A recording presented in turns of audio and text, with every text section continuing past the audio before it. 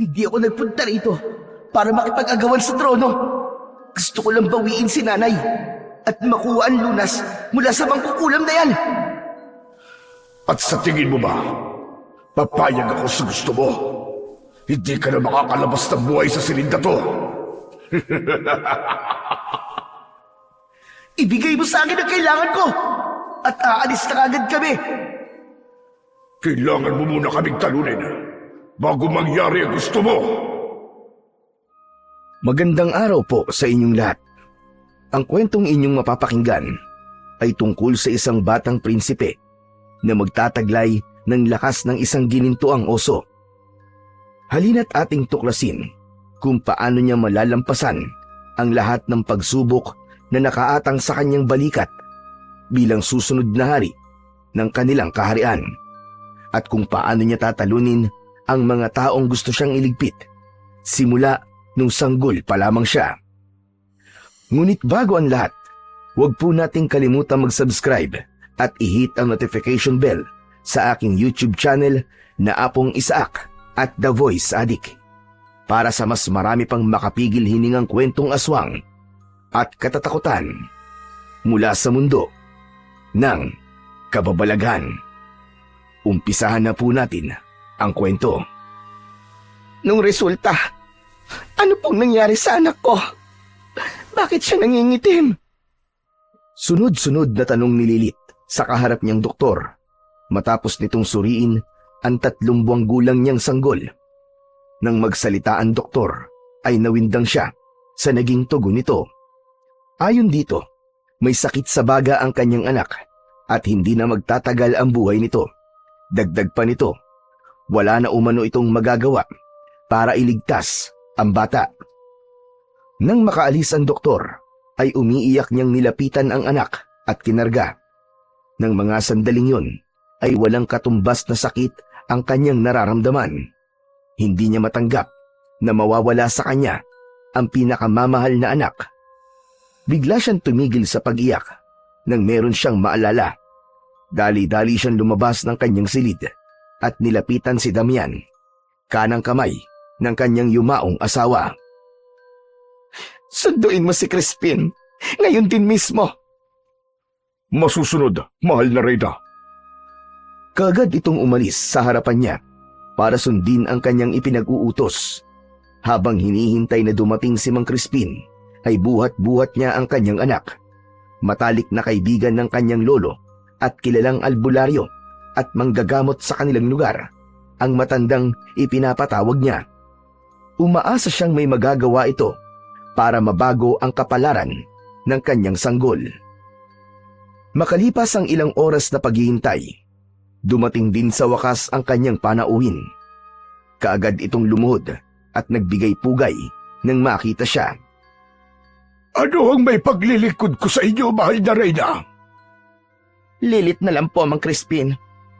Ipinatawag kita dahil kailangan ko ng tulong mo. Parang awa mo na.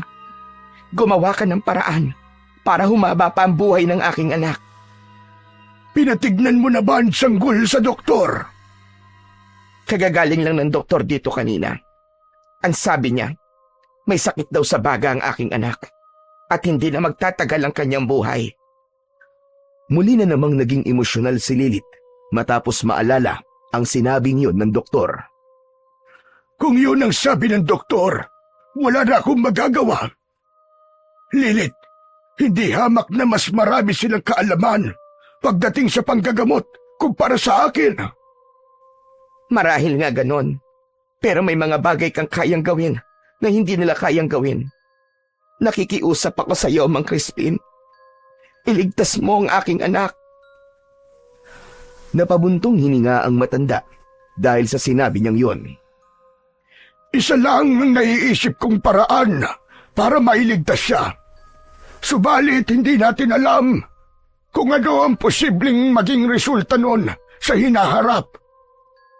Sabihin niyo, Mang Crispin, ano ho yun? Kilalang bayani ng lugar natin ang lolo mo. Dahil sa kanya at sa kakayahan niyang taglay, nagkaroon tayo ng kapayapaan. Bakit niyo po biglang naungkat ang tungkol kay Lolo? at sa mutya niya. Sinulyapan muna ni Mang Crispin ang kanyang anak bago nito sinagot ang tanong niya. Dahil kakailanganin natin ang tulong ng lolo mo at ng kanyang kapangyarihan para gumaling ang iyong anak. Natigilan si Lilit sa kanyang narinig. Labis ang kanyang pagtataka. Matagal nang namayapa ang kanyang lolo, kaya paano pa nito sila matutulungan? Pero Mang Crispin, matagal na pong wala si Lolo. Alam ko, Lilith. Ang ibig kong sabihin, kakailanganin natin ang bangkay ng lolo mo. Sana lang tama ang hinala ko. Nabuo pa rin ang katawan niya hanggang ngayon. Ngunit Mang Crispin, ilang taon nang lumipas simula nang mawala si Lolo. Posible pa rin po ba yun? Posible. Lalo na't nananalaytay sa mga ugat niya ang dugo ng ginintuang oso. Kapag nailipat natin yon sa katawan ng anak mo, magagawa natin siyang mailigtas. Yun ay kung papayag ka, nahukayin natin ang bangkay ng lolo mo. At kung sakaling pumayag ka, sasabihin ko na sa iyo kagad ngayon pa lang na hindi ko pwedeng gawin ang ritual dito sa loob ng palasyo. Kailangan mong dalhin ang bata at ang bangkay ng lolo mo sa bahay ko mismo. Natahimik si Lilit at nag-isip kung tama bang gawin niya ang sinasabi ni Mang Crispin. Nang tumingin siya sa kanyang anak, bigla siyang nakapagdesisyon. Payag na po ako sa gusto niyong mangyari, Mang Crispin. Siguraduhin lang po ninyo, nagkagaling ang aking anak. Hindi pwedeng malaman ng mga taga-Banwa ang gagawin natin ito. Masyado nilang tinitingala ang lolo mo. Baka magkaproblema sa oras na malaman nilang ipapahukay mo ang bangkay niya. Lalong-lalo na si Marcos. Baka unahan ka pa niyang hukayin ang bangkay ni Marcelino sa oras na malaman niyang pwede palang maisalid sa ibang katawan ang kapangyarihan na nasa katawan ng lolo mo. Makakaasa po kayo na wala kong ibang pagsasabihan. Hihintayin ko kayo sa Biyernes. Yun ang pinakamagandang araw para sa gagawin nating ritual dahil kabilugan yun ng buwan. Tumango si Lilit bilang pagsang-ayon sa sinabi ng matanda. Darating po kami ng anak ko, Mang Crispin. O siya, sige. Aalis na ako, kamahalan. Ikaw na ang bahalang gumawa ng dahilan kapag may nagtanong sa'yo kung bakit ako nandito. Opo, ako na pong bahala. Mag-iingat po kayo. Inihatid ni Lilit hanggang sa labas ng kanyang silid ang matanda at nag-utos sa isang tauhan nito na naroon na ihatid si Mang Crispin pauwi. Ilang segundo pa lamang matapos niyang isara ang pintuan ng kanyang silid ay may narinig siyang katok mula sa labas. Sinenyasan niya ang naroroong taga-silbi na buksan ang pintuan. Hindi nga siya nagkamali ng akala kung sino ang nasa labas matapos niyang makita si Marcos. Anong kailangan mo? Sabihin mo na kagad dahil gusto ko nang magpahinga. Inilibot muna nito ang paningin sa loob ng kanyang silid bago nagsalita. Gusto ko lang namang malaman na kung bakit nagpunta rito si Mang Crispin. Inaasahan na ni Lilit na yun ang itatanong nito kaya hindi na siya nagulat. Masama ang pakiramdam ko, kaya ipinatawag ko siya para tignan ako. Bakit? May problema ba? Wala ba siyang ibang sinabi sa'yo? Maliban sa mga dapat at hindi ko dapat gawin para mabilis akong gumaling, wala na. Bakit ang dami mong tanong? Masama ba kung magpatawag ako ng isang manggagamot? Siyempre hindi.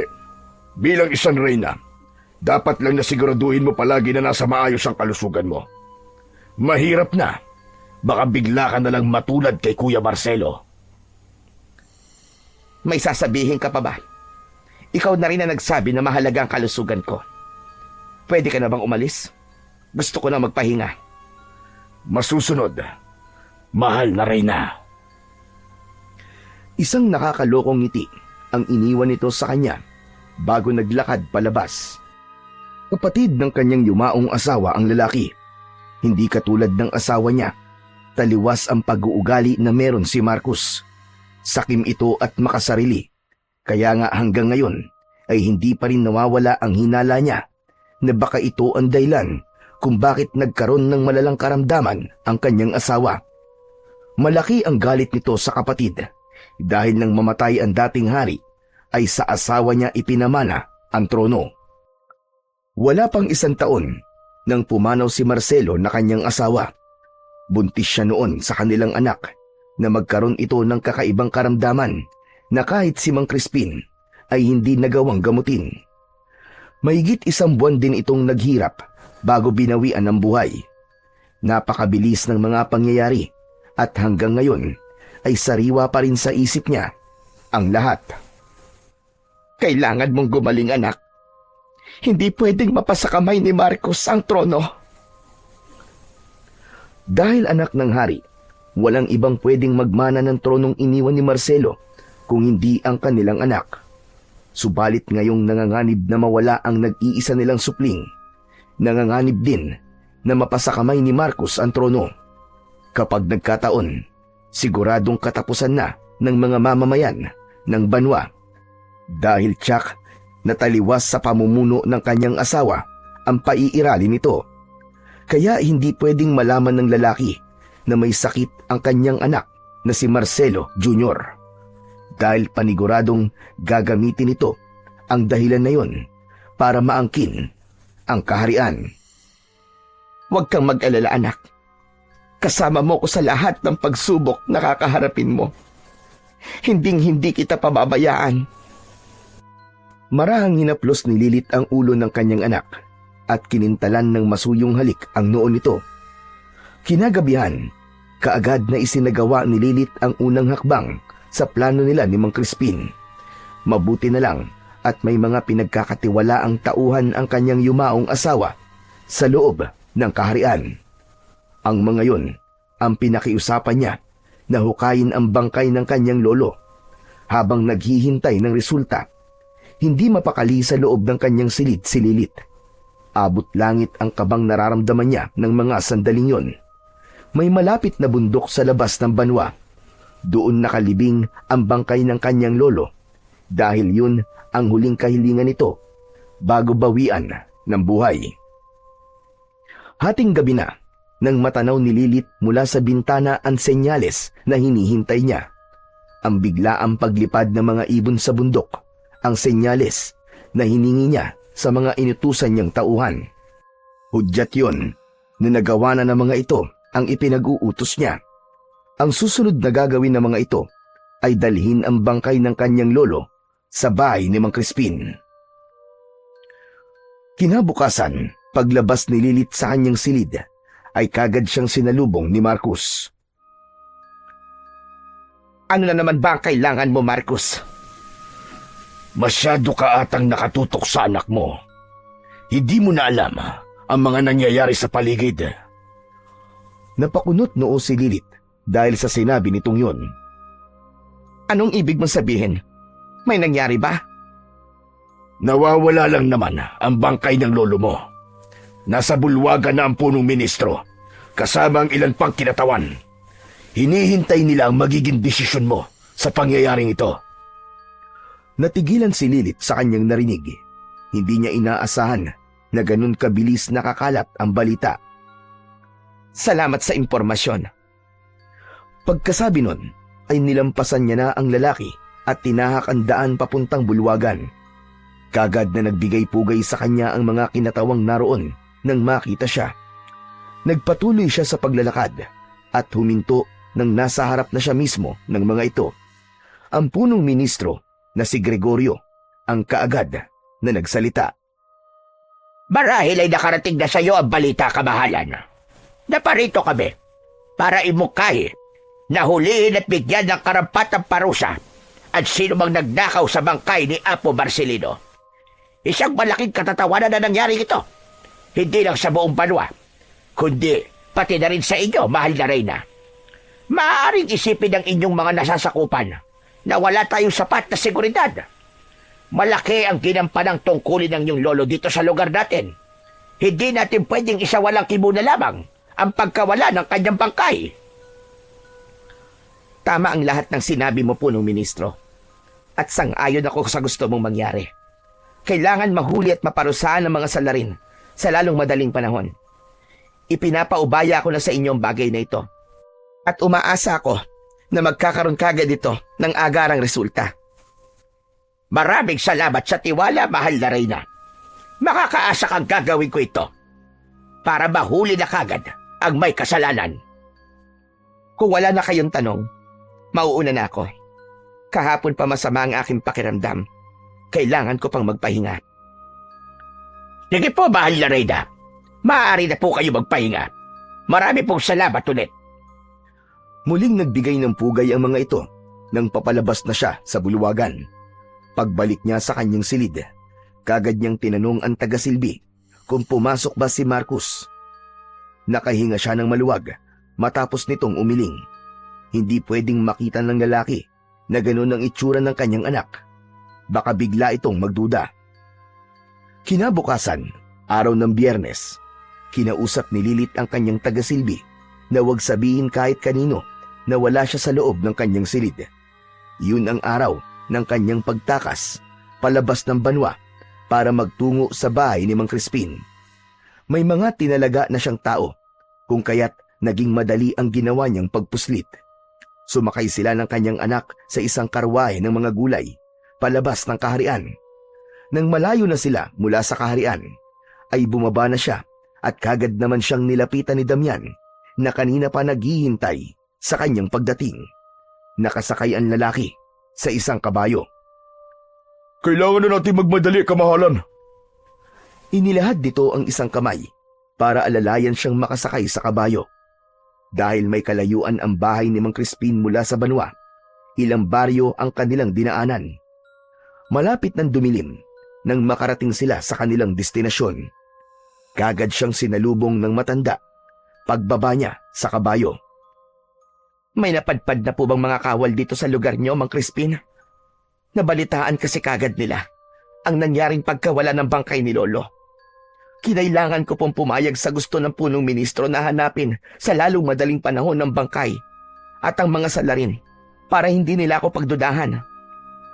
Naiintindihan ko, mahal na Reyna. Kung ganon, ay kailangan na pala nating magmadali. Inanyayahan siya ng matanda na pumasok sa loob ng bahay nito at inutusan siyang ibaba ang kanyang anak sa papag, katabi ng mesang kinaroroonan ng bangkay ng kanyang lolo. Otomatiko siyang napatitig sa katawan ng kanyang lolo. Kung ano ang itsura nito nung inilibing nila ay wala pa ring pinagbago. Hindi niya man lang kinakitaan ng pagkaagnas ang balat nito. Para lang itong natutulog ng mahimbing. Pambihira. Ilang taon na ang lumipas, pero buong-buo pa rin ang bangkay ni Lolo. Iyon ay dahil sa kapangyarihan na nasa loob ng kanyang katawan. Sa oras na mailipat natin yon sa katawan ng anak mo, doon pa lang natin makikita ang totoong itsura ng bangkay niya. Nang lumitaw ang maliwanag at bilog na buwan, ay sinimulan na nga ni Mang Crispin ang ritual. Nakatayo lamang sa isang sulok si Lilith at matamang nagmamasid. Biglang umihip ang malamig na hangin nang magsimulang magbanggit ng mahiwagang salita ang matanda. Matapos ang ilang minutong orasyon, umuha ito ng patalim at hiniwaan ang kanang braso ng kanyang anak sa may bandang ugat mismo. Dahil sa ginawa nitong yon, umalingaw-ngaw sa loob ng bahay ang matinis nitong iyak matapos na masaktan. Sunod na hiniwaan ng matanda ang kanang braso ng kanyang lolo. Pagkatapos nun ay ipinatong nito yon sa braso ng kanyang anak at pinagtapat ang kanilang mga sugat.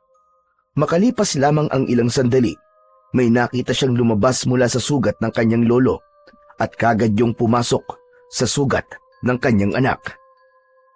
Mang Crispin, ano ang bagay na yon? Dugo ng ginintuang oso. Yun ang magbibigay ng lakas sa mahal na prinsipe. Nang matapos ang ritual, laking gulat ni Lilith dahil biglang naging isang kalansay ang katawan ng kanyang lolo. Patawarin mo ko, Lolo. Ginawa ko ito dahil kailangan kong iligtas ang aking anak. Siya na lang ang meron ako. Sigurado ko naiintindi ang kanya kamahalan. May malalim kang dahilan. Isa kang ina. Kahit sinong magulang, gagawin ang lahat para sa kanilang anak. Maraming salamat po sa tulong niyo, Mang Crispin. Tatanawin ko po itong isang malaking utang na loob. Hindi kita tinulungan dahil naaawa ko sa iyo. Tinulungan kita dahil hindi pwedeng mapunta sa mga kamay ni Marcos ang banwa. Sakim ang kapatid na yon ni Marcelo. Kawawa ang mga tao sa oras na mapasa kamay niya ang trono. Sang-ayon po ako sa sinabi niyo. Ako man, wala rin akong tiwala sa kanya. Siya ang pinagdududahan mo tungkol sa nangyari sa asawa mo, tama ba? Sunod-sunod na tumango si Lilith. Tama ang hinala mo. Siya nga ang may kasalanan. Mang Crispin, paano niyo pong nasabi yan? Napuno ng pagtataka si Lilith nang mapansin niyang biglang naging malikot ang mga mata ng matanda. Mang Crispin, sabihin po ninyo, may alam po ba kayo sa nangyari? Wala siyang sakit katulad ng sinabi ko sa iyo. Ang totoo, nilason siya. Nung araw na pinuntahan ko siya para gamutin, nalaman ko kagad na lason ang dahilan kung bakit siya nagkaganon. Teka, Mang Crispin, ang sabi niyo sa akin noon, may malubha siyang karamdaman at hindi niyo kayang gamutin. Biglang umiwas ng tingin ang matanda matapos marinig ang sinabi niya. Nagsinungaling ako, kamahalan. Hindi totoo ang sinabi kong yun. Alin sa dalawa ang hindi totoo, Mang Crispin? Yung sinabi mo na may malubha siyang karamdaman o yung sinabi mo na hindi mo siya kayang gamutin? Pareho. Patawarin mo ko, kamahalan. Nadala ko noon sa pananakot ni Marcos, kaya hindi ko ginamot ang hari. Nanlambot ang mga tuhod ni Lilith at bigla siyang napaupo sa kawayang upuan na nasa likuran niya. Kung ginamot mo siya noon, buhay pa sana siya ngayon. Labis akong nagsisisi sa pagiging duwag ko noon. Hanggang ngayon, hindi pa rin ako pinapatahimik ng aking konsensya. Subalit, alam kong kahit na ano pang pagsisisi ang gawin ko, hindi ko na kailanman maibabalik ang nangyari. Hindi pa huli ang lahat, Mang Crispin. May magagawa ka pa. Ilantad mo sa lahat ang ginawa ni Marcos. Hindi ko pwedeng gawin yan. Hindi pa sa ngayon. Otomatikong napakunot noo si Lilith. Bakit hindi, Mang Crispin? Dahil malakas ang kutob ko na hindi siya nag-iisa. Kung gusto talaga natin magkaroon ng hustisya ang nangyari kay Marcelo, kailangan muna nating alamin kung sino-sino ang iba pang kasama ni Marcos. Hindi niya yun magagawa ng mag-isa lang. Sinasabi niyo ho ba na may iba pa siyang kasabwat sa loob ng kaharian? Ganun na nga. Kaya kailangan mong magdoble ingat. Dumako muna ang tingin ni Mang Crispin sa kanyang anak bago muling nagsalita. Kamahalan, kung nagawa niyang patayin ang sarili niyang kapatid, magagawa niya rin yun sa anak mo. Naikuyom ni Lilith ang kanyang mga kamao bago nagsalita. Hindi ako papayag na mangyari yon, Mang Crispin. Gagawin ko ang lahat para maprotekta ng anak ko, kahit buhay ko pang maging kapalit. Binuhat ni Lilith ang kanyang anak at tinitigan. Hindi nakaligtas sa kanyang mga mata ang biglaang pagbabago ng itsura nito. Wala na ang dating nangingitim nitong mga labi at ang namumutlang kulay ng balat. Ngayong nasa katawan na niya ang dugo ng gininto ang oso na pagmamayari ng lolo mo, lalaki siyang kakaiba kumpara sa mga normal na bata. Mang Crispin, magiging bayani rin ba siya katulad ni Lolo? Hindi ko yan masasabi sa ngayon. Dalawa lang ang pwede niyang kahantungan. Ang maging katulad ng lolo mo o maging isang halimaw na oso. Gagawin ko ang lahat, Mang Crispin, para hindi mangyari yon. Gagabayan ko siya sa abot ng aking makakaya. Malalim na ang gabi, mahal na Reyna. Kailangan niyong makabalik sa kaharian bago sumikat ang araw. Ngunit, Mang Crispin, paano itong bangkay ni Lolo? Malalagay kayo sa panganib sa oras na makita nila ito rito. May malapit na ilog dito. Doon ko na lang itatapon ang mga buto niya. Yun ang pinakamaganda nating gawin. Dahil masyado ng delikado kung ibabalik pa natin ito sa kanyang libingan. Nalungkot si Lilith sa kanyang narinig, subalit wala na siyang magagawa. Kayo na po ang bahala, Mang Crispin. Maiintindihan naman siguro ko ni Lolo. Sige na, umalis na ho kayo. Ako nang bahala rito. Marami pong salamat sa tulong niyo, Mang Crispin. Hinatid na sila ng matanda sa labas at hinintay na tuluyang makaalis bago muling pumasok sa loob ng bahay nito. Habang nasa daan, ay lihim na nagdarasal si Lilith na sana ay walang makakita sa kanila. Makalipas ang ilang oras, nakabalik sila ng ligtas sa kaharian. Bago magliwanag, ay nasa loob na ulit siya ng kanyang silid. Kinabukasan, ipinabatid sa kanya ng isa sa mga taga-silbi na gusto siyang makausap ng punong ministro. Kaya naman lumabas siya at nagtungo sa malawak na hardin para paunlakan ang lalaki. Kaagad ditong tumayo sa pagkakaupo at nagbigay galang nang makita siya. Gusto mo raw akong makausap? Tungkol ba ito sa bangkay ni Lolo? Walang kaugnayan sa lolo mo kung bakit kita gustong makausap, mahal na Reyna. Kung ganon, anong dahilan? Simula nang isilang mo ang prinsipe, hindi pa namin nakita na inilabas mo siya sa inyong silid. Dahil doon, maraming haka-haka ang nabubuo sa isipan ng ilan sa mga opisyal. Iniisip nila na baka may karamdaman ng prinsipe at itinatago mo lamang sa amin. Bilang mga kinatawan ng palasyo, may karapatan kaming malaman ang totoong kalagayan ng susunod na magiging hari. Nakipagtitigan muna si Lilith sa kanyang kausap bago ito nagsalita. Para sa ikakatahimik ng inyong mga isipan, bukas na bukas din, ihaharap ko sa inyo ang aking anak. Malaya kayong lapitan siya para matiyak nyo sa inyong mga sarili kung tama ba o hindi ang mga hinala nyo. Iparating mo yan sa kanila. Masusunod po, mahal na Reyna. Ano na pala ang resulta sa paghahanap nyo sa bangkay ng aking lolo?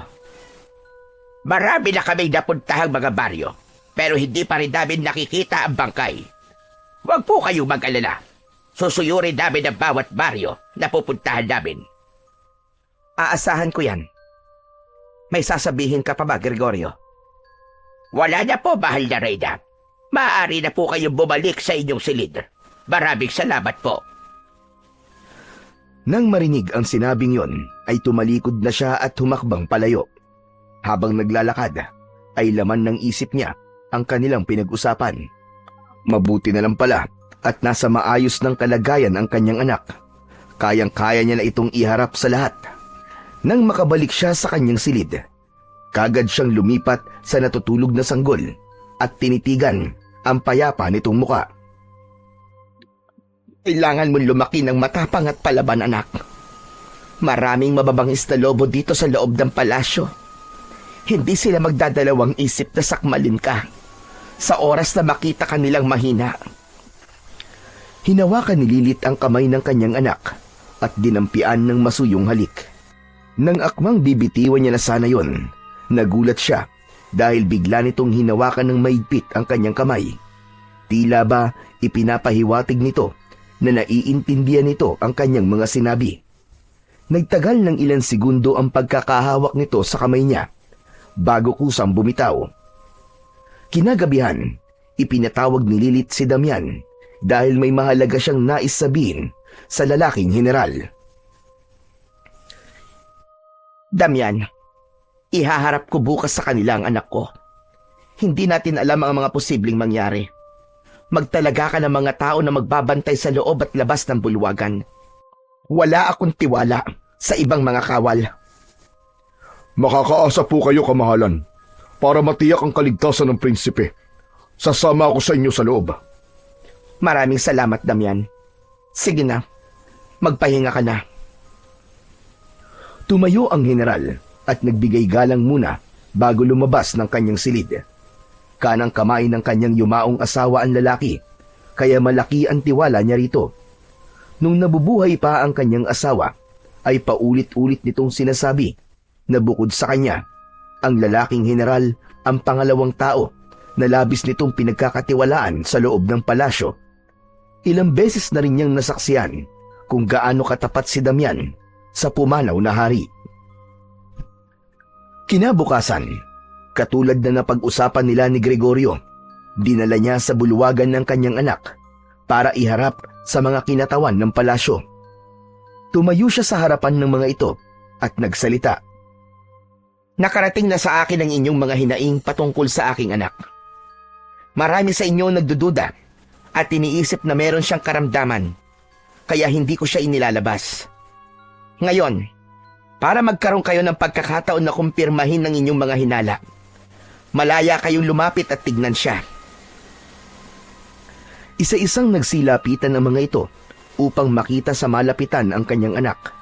Saktong malapit na silang matapos nang biglang bumukas ang pintuan at mula roon ay iniluwa si Marcus. May ganito na palang ganap, pero wala man lang nagsabi sa akin. Kung hindi ko pa narinig sa mga bulong-bulungan sa labas, hindi ko malalaman. Tiyuhin ako ng mahal na prinsipe, pero mas nauna pa siyang makita ng mga opisyal. Hindi pa naman huli ang lahat, Marcus. Nandito pa kami, kaya pwede ka nang lumapit ngayon din para makita ang anak ko. Naglakad palapit sa kanya ang lalaki at huminto nang nasa tapat niya na mismo. Tinitigan nito ang karga-karga niyang sanggol at kalaunan ay ngumiti. Mahal na Reyna, hindi mo ba ipapakita sa amin ang katawan niya? Paano namin matitiyak na talagang walang karamdaman ng mahal na prinsipe kung mukha lang niya ang nakikita namin? Tama ba ako, punong ministro? Otomatiko siyang tumingin kay Gregorio.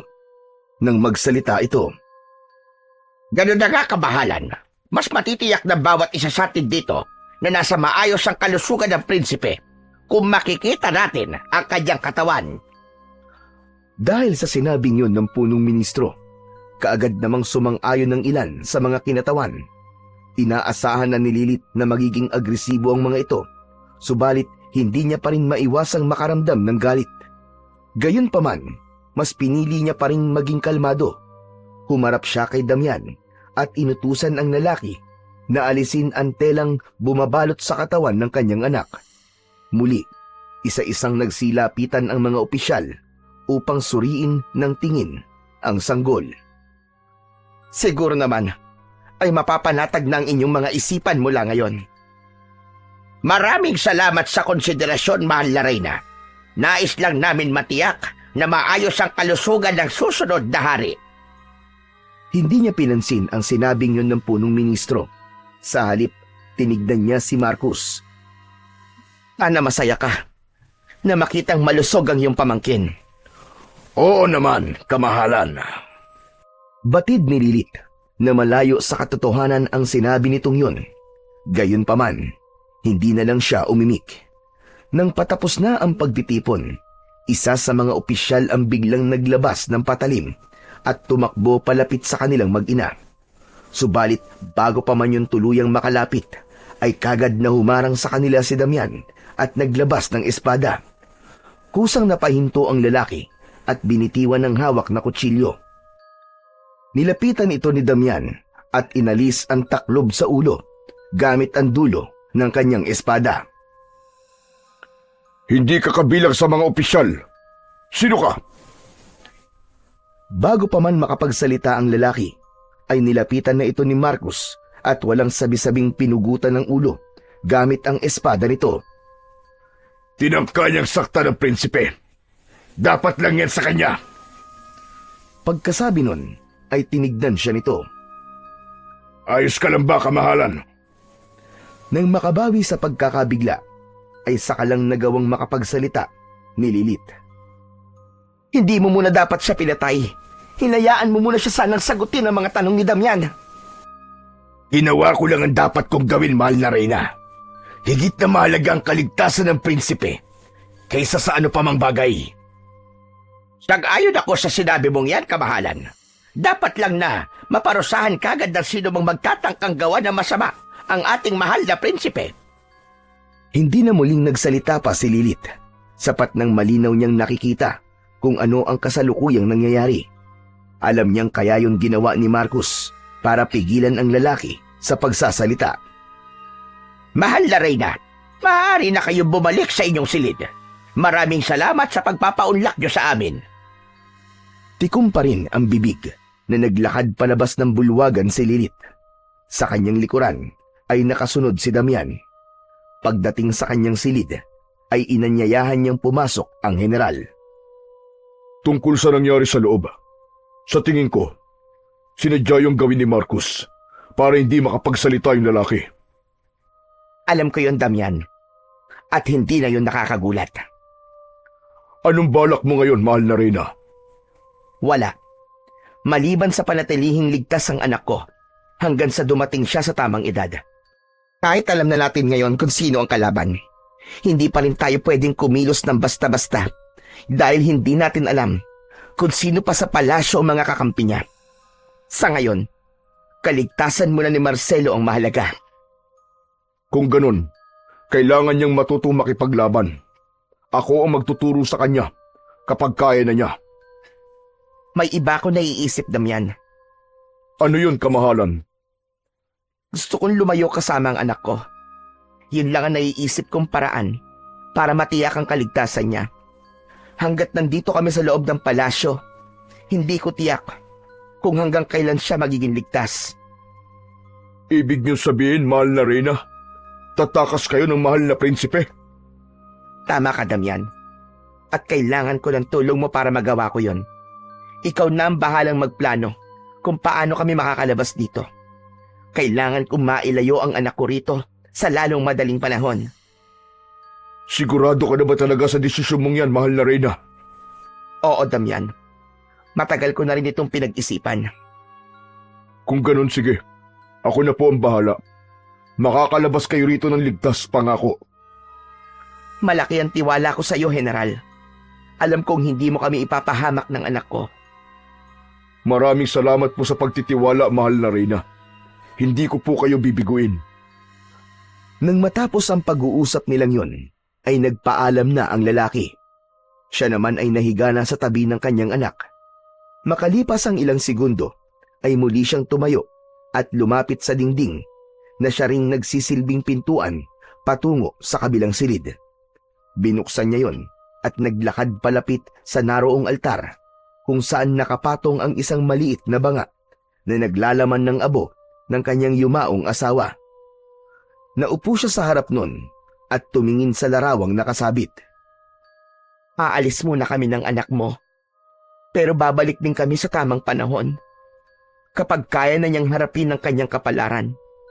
Ngunit sa ngayon, ito lang ang naisip kong paraan para maging ligtas siya. Huwag kang mag-alala, mahal kong asawa. Hinding-hindi ko pababayaan ang anak natin. Yun ang mga katagang binitiwan niya habang nakatitig sa larawan. Balak niya pa sanang manatili ng ilan pang minuto sa loob. Subalit bigla siyang napatakbo palabas nang marinig niya ang iyak ng kanyang anak.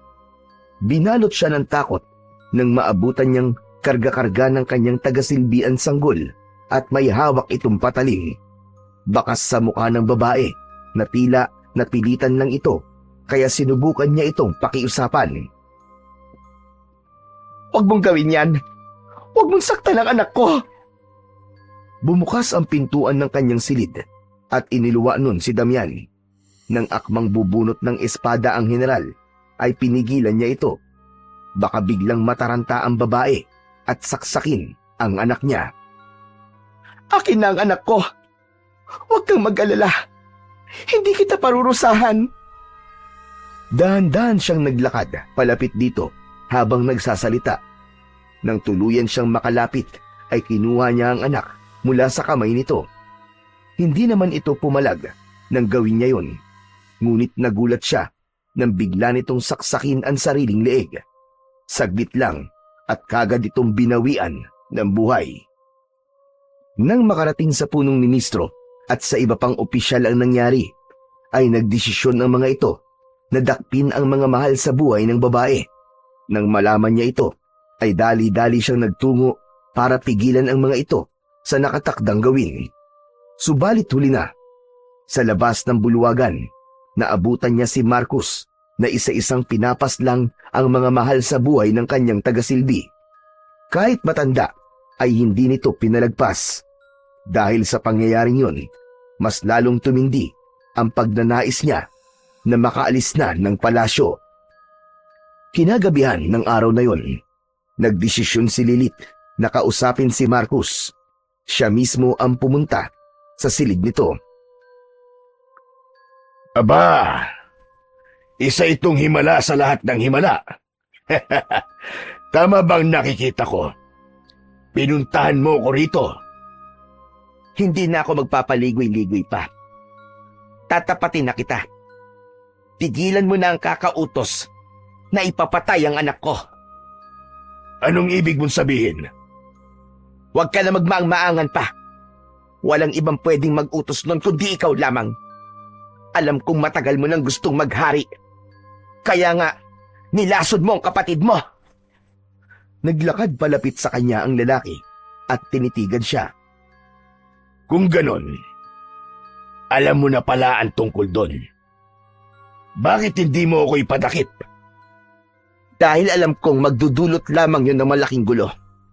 Alam naman natin pareho na hindi ka papayag na basta na lamang maparusahan. Talagang hindi. Lalo na ngayong malapit nang mangyari ang gusto ko.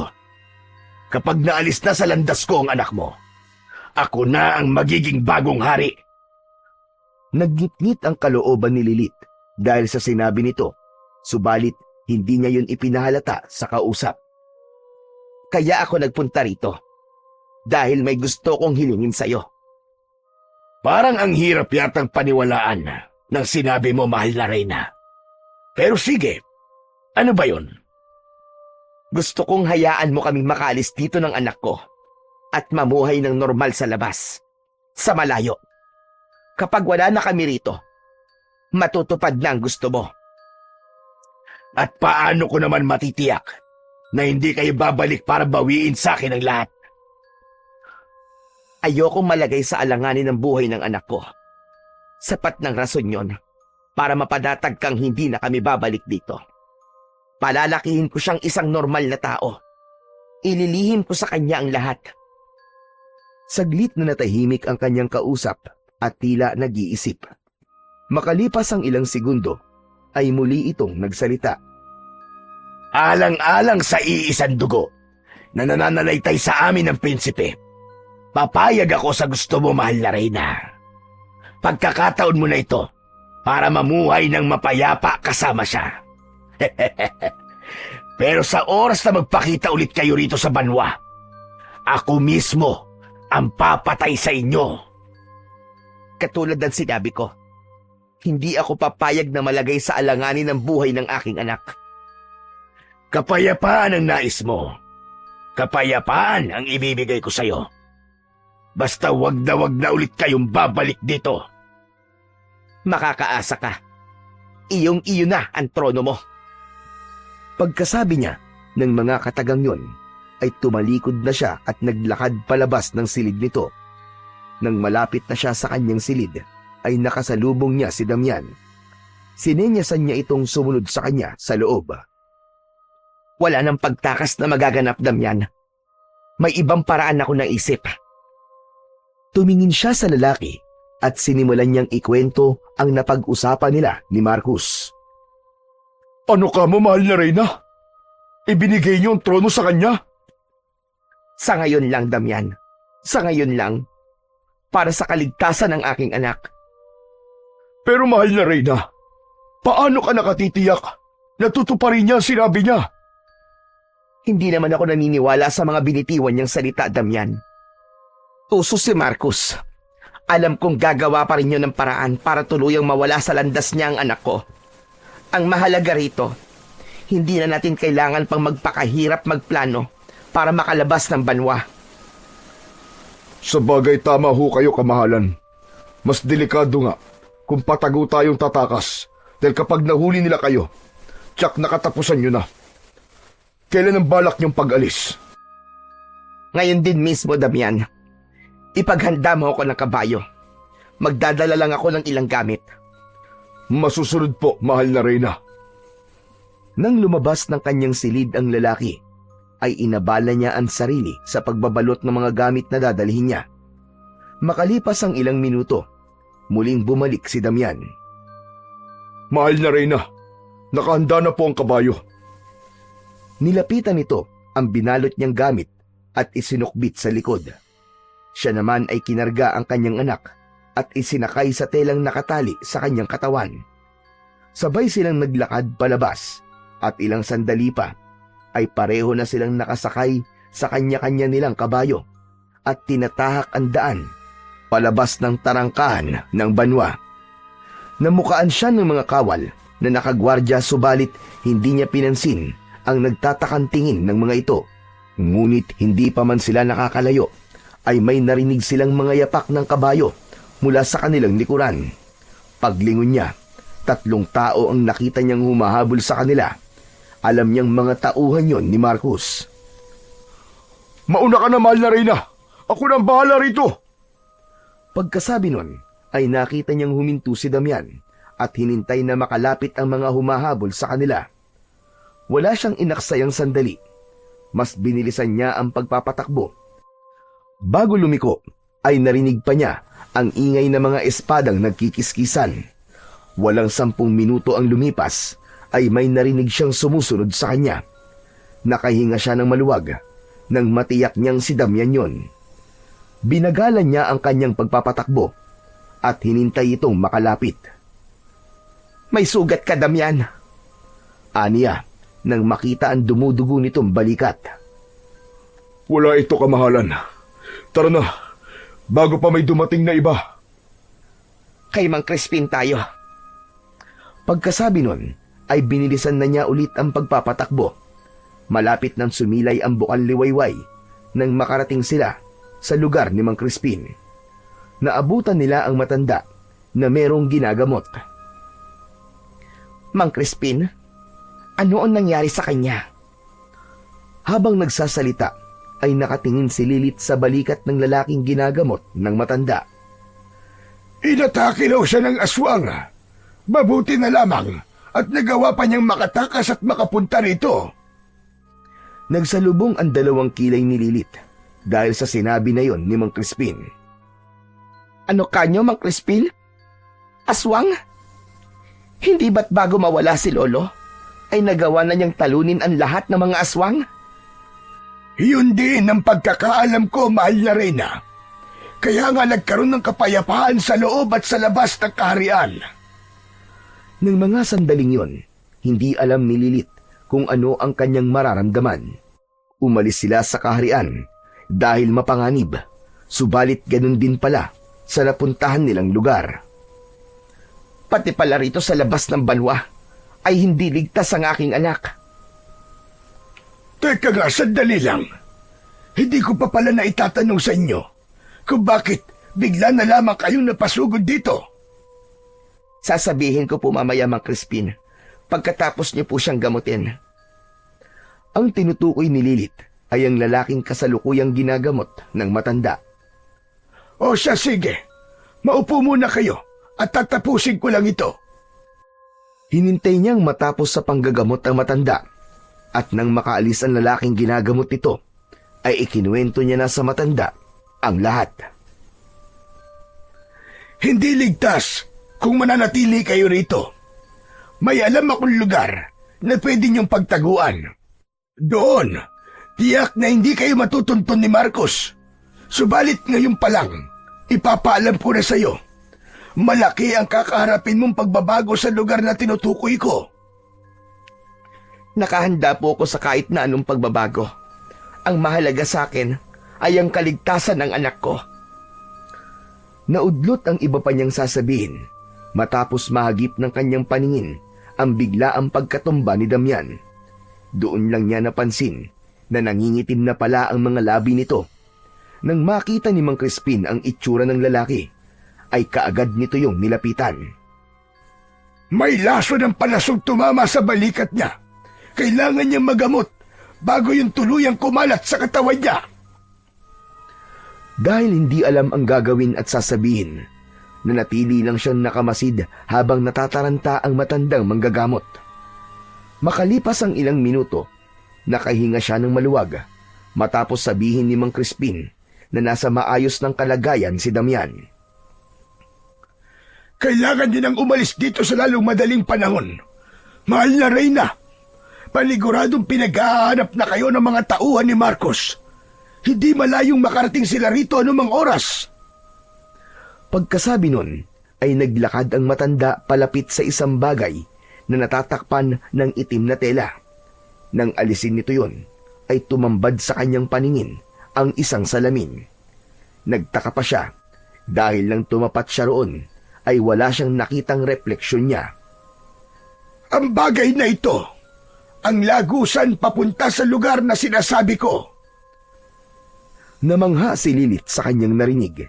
Hindi siya makapaniwala na napakahiwaga pala ng bagay na nasa kanyang harapan. Nilapitan niya yon at nang subukan niyang ipatong ang isa niyang kamay sa mismong salamin, ay tumagos lamang yon. Dala ng pagkagulat, kagad niyang binawi ang kanyang kamay. Mang Crispin, saan po galing ang salamin na ito? Sa isang aswang na mangkukulam na kalaban ng lolo mo. Dito siya pumasok noon para makatakas. Balak sanang sirain ni Marcelino ang salamin na ito para hindi na makabalik ang aswang. Subalit pinigilan ko siya. Sinabi kong ibigay na lang niya sa akin. Natigilan si Lilith sa kanyang narinig. Ibig sabihin, nandun ang aswang na yon sa lugar na pupuntahan namin? Ganun na nga, pero huwag kang mag-alala. Masyadong malawak ang pupuntahang lugar, kaya malabong makita niyo siya. Isa pa, ilang taon nang nakakaraan simula nang mangyari yon. Baka matagal na siyang patay, lalo na't nagawa siyang saksakin ng lolo mo sa dibdib bago makatakas. Kahit papano ay nabawasan ang nararamdaman niyang pagkabahala matapos marinig ang sinabing yon ng matanda. Mahal na Reyna, ano na po ang inyong desisyon? Aalis na po kami ngayon, Mang Crispin. Kayo na lang po ang bahalang magsabi kay Damian kapag nagkamalay siya. Pwede siyang wag sumunod kung gusto niya. Sige, ako na ang bahalang magpaliwanag sa kanya. Maraming salamat po sa lahat ng tulong niyo, Mang Crispin. Kung sakaling gustuhin mong bumalik, nakasulat dito kailangan mong gawin. Isang blankong papel at maliit na bote na may kung anong laman ang ibinigay nito sa kanya. Kailangan mo lang basahin ang papel na yan gamit ang likidong nasa loob ng bote para mabasa ang nakasulat. Nag-aalangan man, ngunit tinanggap pa rin yon ng mahal na Reyna. Paalam, Mang Crispin. Muli, maraming salamat po. Hanggang sa muli, mahal na Reyna. Mag-iingat kayo. Nginitian ni Lilith ang matanda bago siya muling humarap sa salamin. Dahan-dahan niyang idinantay ang isa niyang kamay hanggang sa unti-unti yung lumubog. Nang mahigit kalahati na ng kanyang braso ang nasa loob ng salamin, ay biglang may malakas na puwersa ang humila sa kanya papasok. Napapikit siya nang maramdaman niyang para siyang bumubulusok sa kawalan. Pagkatapos ng mga pangyayaring yon, ay mabilis na lumipas ang 10 taon. Akin na yan! Baon ko yan eh! Sigaw ng 10 taong gulang na si Marcelo habang pilit na binabawi ang pagkain niyang bigla na lamang inagaw ng mga sutil niyang kaklase. Sa halip na ibigay, pinagtawanan lang siya. Hindi lang yun ang unang beses na pinagtripan siya ng mga ito. Sa katunayan, halos araw-araw ay ginagawa siyang katatawanan. Kung pwede nga lang, ay ayaw niya nang pumasok dahil walang gustong makipagkaibigan sa kanya. Akin na sabi yan eh! Nang mga sandaling yon, ay makikita na sa mga mata ni Marcelo ang galit. Ramdam niya rin na parang may kung anong gustong kumawala sa kanya. Nang mapagtanto niya kung ano ang nangyayari, ay tumakbo siya palabas at nagtungo sa palikuran na nasa likod ng kanilang silid-aralan. Pumasok siya ron at kagad na isinara ang pinto. Ang kaninang galit na nararamdaman niya ay napalitan ng takot nang makita niyang nagkaroon siya ng matutulis na mga kuko at makapal na balahibo sa mga kamay. Dahil sa takot na baka may makakita sa kanya, hinintay niyang bumalik sa normal ang kanyang katawan bago siya lumabas. Pagbalik niya sa kanilang silid-aralan, kinuha niya lang ang kanyang bag at nagdesisyon ng umuwi kahit hindi pa oras ng uwian. Hindi ganong malayo ang kanilang bahay mula sa paaralan na kanyang pinapasukan, kaya makalipas lamang ang ilang minutong paglalakad ay nakarating na kagad siya sa kanila. Otomatikong nagsalubong ang kanyang kilay nang maabutan niyang may bisita ang kanyang nanay, isang lalaki na sa hula niya ay edad 40 pataas. Sa kanya tumuon ang atensyon ng dalawa. Aba, ang aga mo yatang umuwi anak. Wala pang 11:30. Lumapit siya sa ina at yumakap. Nay, ayoko na po mag-aral. Palagi na lang po nila akong inaaway. Hindi na nagulat si Lilith sa kanyang narinig. Hindi yun ang unang beses na naglabas ng hinaing sa kanya ang anak patungkol sa mga nararanasan nito sa loob ng paaralan. Ilang beses na rin niyang kinausap ng maayos ang mga kaklase nito, subalit sadyang matitigas ang mga ulo. Anak, hindi ka pwedeng hindi mag-aral. Importante yun para magkaroon ka ng magandang kinabukasan. Hayaan mo. Bukas pagsasabihan ko ulit sila. Sige na anak, pumasok ka na muna sa kwarto mo. Tawagin na lang kita maya-maya. Sige po, Nay. Bago umalis, ay tumingin muna siya sa lalaking kausap ng kanyang nanay. Nagtama ang kanilang mga mata at nginitian siya nito. Bagamat mukhang mabait, nag-alangan siyang ngitian nito pabalik dahil estranghero pa rin ito sa paningin niya. Pagpasok niya sa kanilang silid, nagpalit siya ng damit at nahiga muna sa papag habang hinihintay na umalis ang bisitang lalaki. Nang marinig niya itong nagpaalam, ay saka lang siya lumabas. Nay, sino po yung lalaking yun? Isang mabuting kaibigan, anak. Damian ang pangalan niya. Bakit ngayon ko lang po siya nakita? At ngayon ko lang po naabutan dito? Madalas nasa eskwela ka kasi kapag dumadalaw siya, anak.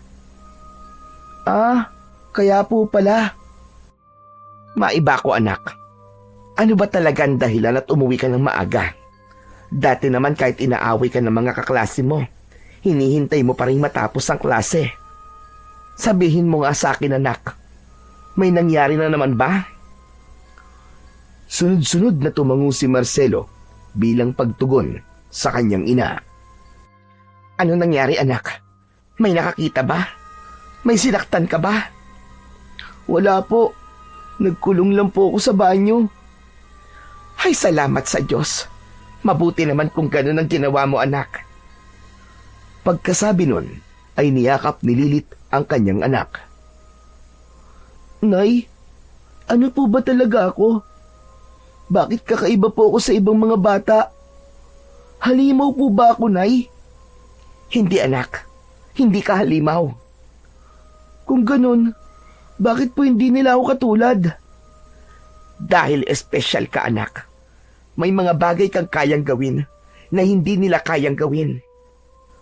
Katulad po ba ng pagkakaroon ng itim na balahibo at matutulis na mga kuko? Kung hindi po ako halimaw, bakit takot na takot kang malaman nila tungkol sa sikreto natin? Dahil natatakot ako na baka hindi ka nila matanggap, anak. Baka gawan ka nila ng masama. At kapag nangyari yun, magiging halimaw ako at sasaktan ko sila. Ganun po yun, hindi ba? Hindi ka halimaw, anak. At hindi mangyayari yon. Paano niyo po natitiyak? Kanina lang po ay gusto nang kumawala ng pagiging halimaw ko. At gusto ko na silang saktan lahat. Pero nagawa mong pigilan ang sarili mo, anak, hindi ba? Dahil hindi ka masamang tao.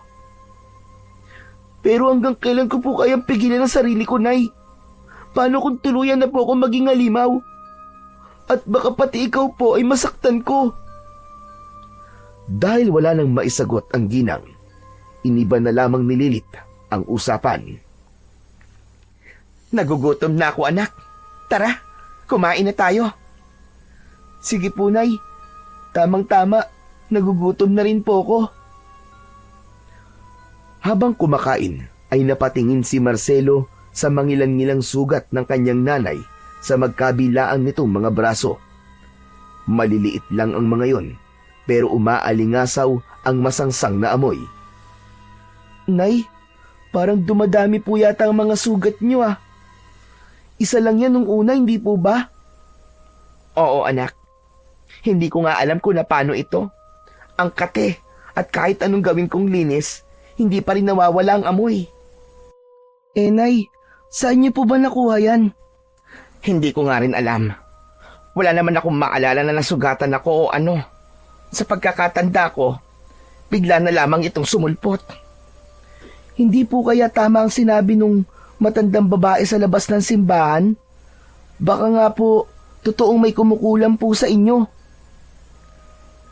Ano ka ba naman, anak? Huwag kang basta-basta naniniwala sa mga naririnig mo. Baka naman may nakain lang akong bawal pala sa akin, kaya ako nagkakaganito. At isa pa, sino naman na mag-aaksaya ng oras para ipakulam ako? Si Ma'am Gloria po. Ang tinutukoy ni Marcelo ay ang babaeng amo ng kanyang nanay Lilith sa pinagtatrabahuan nito.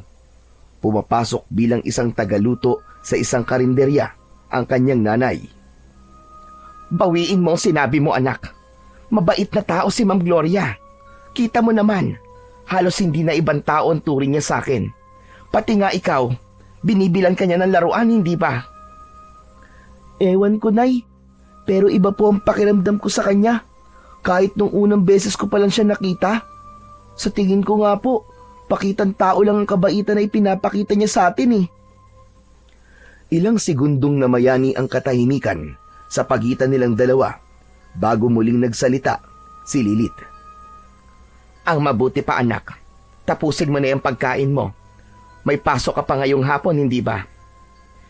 Bukas na lang po ako papasok, Nay. Sabado bukas, anak. Wala kayong pasok. Di sa Lunes na lang po. Papayag ako ngayon, anak. Pero sa susunod na linggo, dapat makumpleto mo na ang 5 araw. Bagamat tutol sa sinabi ng ina, wala siyang nagawa kundi ang sumang-ayon. Opo, Nay.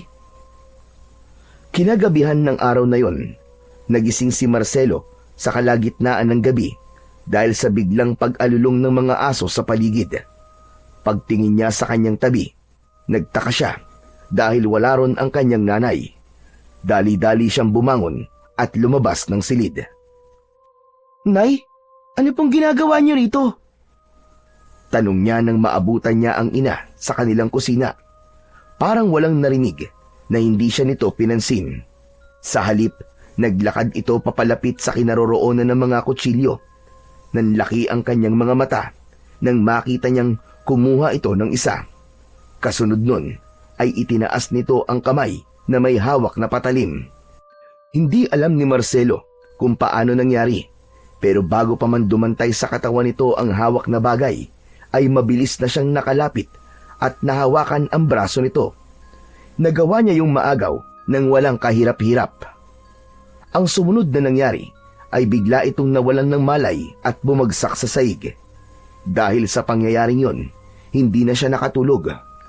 Bandang 3:00 ng madaling araw, nagulat siya dahil may isang itim na ibon ang bigla na lamang dumapo sa bintana nila.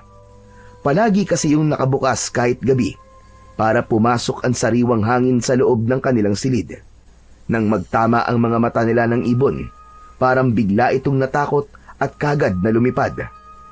Kinaumagahan, bakas ang pagtataka sa muka ng kanyang nanay nang makita siya nitong nagbabantay sa tabi. Anak, anong nangyari? Bakit Parang ang sakit ng katawan ko. Nagtaka si Marcelo sa kanyang narinig. Nay, ibig sabihin wala po kayong maalala? Maalala ang alin, anak? Ano ba talagang nangyari? Hindi ko rin po alam kung ano nangyari. Basta nakita ko na lang po kayo sa kusina kagabi. Sa kusina? Anong ginagawa ko ron? Saglit na nanahimik si Marcelo.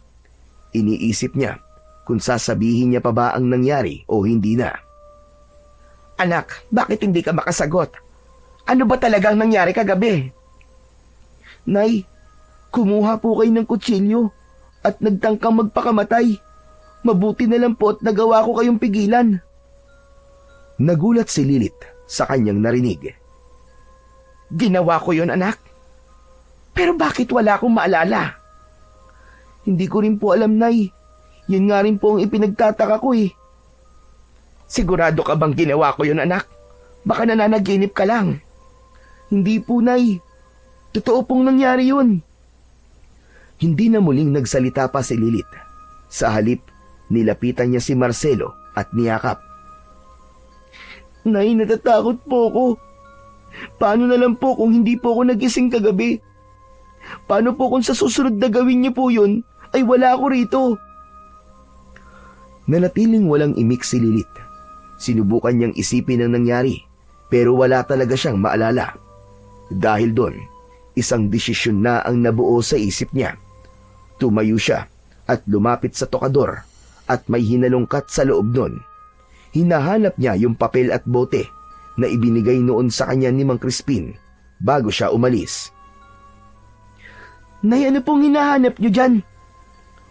Huminto sa paghalongkat si Lilith nang makita niya ang hinahanap. Inilagay niya pala yon sa isang maliit na kahon. Ito, anak. Inilabas niya ang mga yon at pinakita kay Marcelo.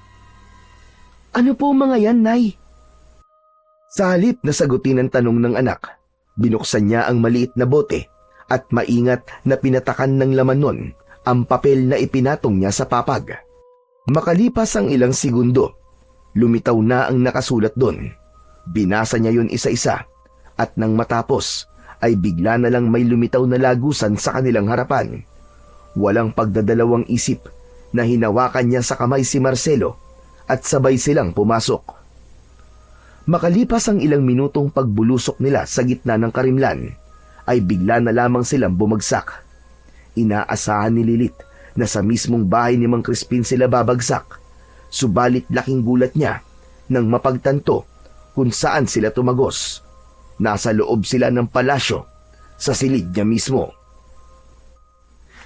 Nay, nasan po tayo? Ano po yung butas kanina? Ano po ba nangyayari? Mamaya ko na ipapaliwanag sa iyo, anak. Kailangan na muna nating makalayo rito. Walang paglagyan ang kabang nararamdaman ni Lilith ng mga sandaling yun. Siguradong katapusan na nila pareho kapag may nakakita sa kanilang dalawa.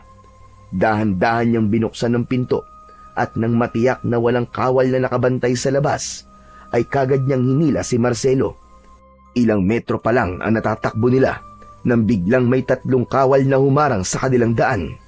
Nang makilala siya, ay kagad na humugot ng espada ang 3 at itinutok sa kanila. Akala ni Lilith ay katapusan na nila, subalit sa isang iglap ay bigla na lamang bumagsak ang 3 kawal. Pagtingin niya sa katawan ng mga ito ay may nakabaon na pana sa dibdib at ulo. Paglingon niya sa pinanggalingan ng pana, nakita niya si Damian na papalapit. Muntik na akong mahuli. Patawad, mahal na Reyna. Nagtaka si Marcelo sa kanyang narinig. Subalit bago pa man siya magkaroon ng tsansa na magtanong, ay hinila na siya ng kanyang nanay at muli silang tumakbo. Kasabay nila ang lalaking tinawag nitong Damian. Nang huminto sila para magtago, ay nilapitan siya nito. Hawakan mo ito. Kapag may lumapit, huwag ka magdadalawang isip na gamitin yan. Kailangan nating makakuha ng kabayo. Natulala si Marcelo nang iabot nito sa kanya ang hawak nitong espada. Gayunpaman, tinanggap niya pa rin yun kahit hindi niya alam kung paano gamitin kung sakali. Makalipas ang ilang sandali, 2 kawal ang nakasakay sa kabayo ang napadpad sa kinaroroonan nila, at nang tuluyang makalapit ay kagad na sinunggaban ng lalaki ang isa sa mga ito. Nang bumaba ang isa pang kawal mula sa kabayo para tulungan ng kasama nito, ay mabilis siyang lumabas sa kanyang pinagtataguan at humarang sa daan nito. Hinugot niya ang hawak na espada at inihanda ang sarili sa susunod na mangyayari. Nang sumugod ang kawal, ay kagad siyang natumba matapos niyang sanggain ang atake nito. Dahil doon, nabitiwan niya ang hawak niyang armas.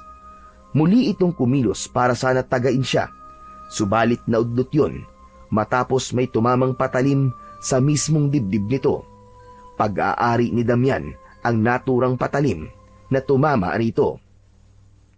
Kailangan na nating umalis bago pa malaman ni Marcos na nandito kayo. Pagkasabi nun, ay sumakay ang lalaki sa kabayo, sabay lahad ng isang kamay sa kanya. Nag-aatubili niya yung inabot. Nang makasakay siya sa likuran nito, ay sumakay na rin ang kanyang nanay Lilit sa isa pang kabayo. Muli na namang nadagdagan ang tanong sa kanyang isipan matapos niyang makita kung gaano kagaling magpatakbo ng kabayo ang kanyang ina. Nagtuloy-tuloy ang kanilang pagtakas hanggang sa tuluyan silang makalabas sa isang malaking tarangkahan. Makalipas ang ilang oras na pagtakbo, huminto sila sa tapat ng isang bahay. Isang matanda ang kagad na sumalubong sa kanila at inanyayahan silang pumasok. Sabi ko na nga ba't nasa panganib kayo?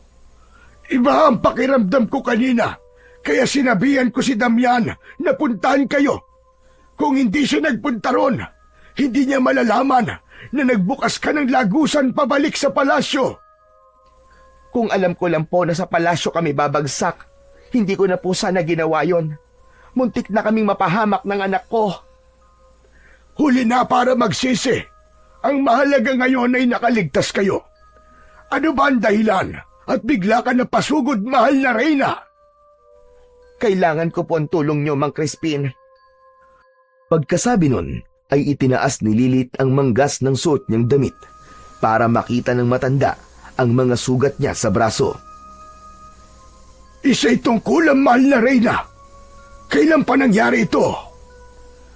Magsasalita pa sanang muli si Lilit, subalit naudlot yun dahil may narinig silang ingay na papalapit.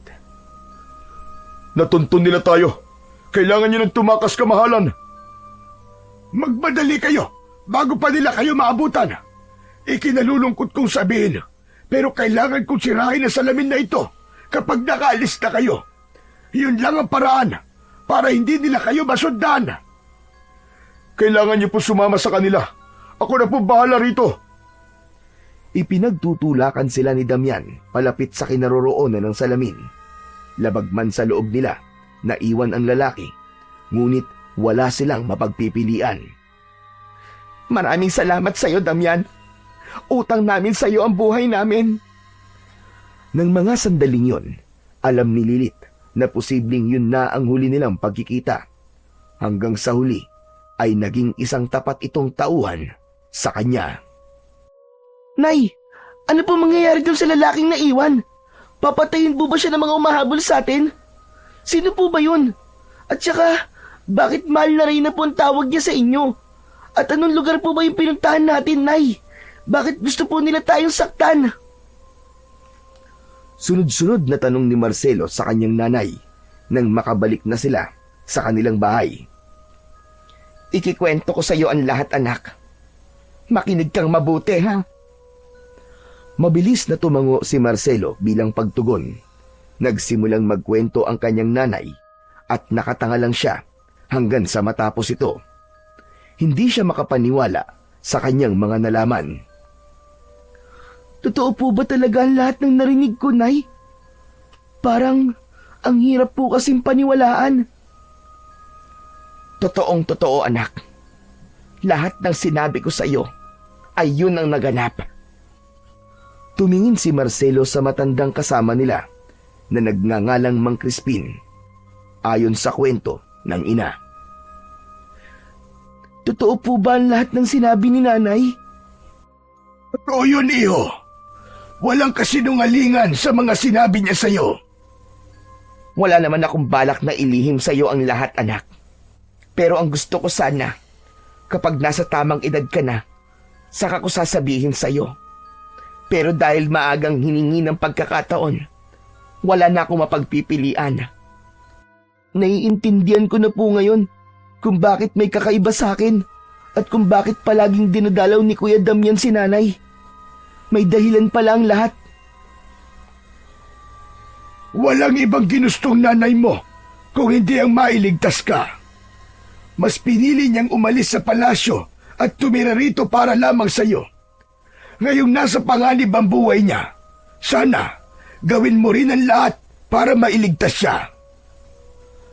Parehong nagtaka si Marcelo at Lilith sa sinabing yon ni Mang Crispin. Ano po ang ibig niyong sabihin, Lolo? Sa pagkakataong ito, ikaw lang ang makakatulong sa nanay mo, mahal na prinsipe. Nasa loob ng katawan mo ang kakaibang lakas na kayang tumalo sa kahit na anong uri ng mangkukulam. Pero bago ang lahat, kailangan muna nating alamin kung sino ang may gawa nito sa mahal na reyna. Siya lang ang makapagbibigay sa atin ng lunas na kakailanganin para gumaling siya at ang mga sugat niya sa katawan. Paano ko po gagawin yun? Hindi ko po alam. Natatakot po ako sa posibleng mangyari. Kailangan mong labanan ang takot mo, mahal na prinsipe. Dahil kapag nagpadala ka sa takot, kukontrolin ka ng iyong kapangyarihan at kapag nangyari yun, hindi maganda ang magiging kalalabasan. Wala nang ibang paraan para gumaling ako. Baka may alam ka pang ibang lunas, Mang Crispin. Masyadong delikado yung sinasabi mo. Wala nang ibang paraan, mahal na reyna. Nasa kamay mismo ng mangkukulam ang lunas na kakailanganin natin. Ang tanging magagawa ko lang sa ngayon ay sumaklolo sa oras na muli ka na naman niyang paglaruan. Lolo, makakaya ko po ba talagang talunin ng mangkukulam na may gawa po nito kay nanay? Oh, mahal na prinsipe, kailangan mo lang magtiwala sa iyong kakayahan. Kung ganon, pumapayag na po ako. Kung yun lang po ang tanging paraan para mailigtas ko po si nanay, gagawin ko. Huwag anak, ayos lang sa akin kung hindi ako gumaling. Ang mahalaga ay ligtas ka. Nay, buo na po ang desisyon ko. Hindi niyo na po ako mapipigilan. May tao ba kayong pinag-iinalaan na maaaring gumawa nito sa nanay mo?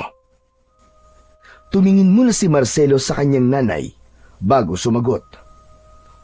Opo, si Ma'am Gloria po. Amo po siya ni nanay. May hawak ba kayong kahit na anong bagay na pag-aari nitong tao na sinasabi mo? Kailangan ko ng kahit na anong bagay na pag-aari niya para malaman ko kung mangkukulam nga ba siya o hindi. Marami siyang damit na binigay sa akin, mga pinaglumaan niya.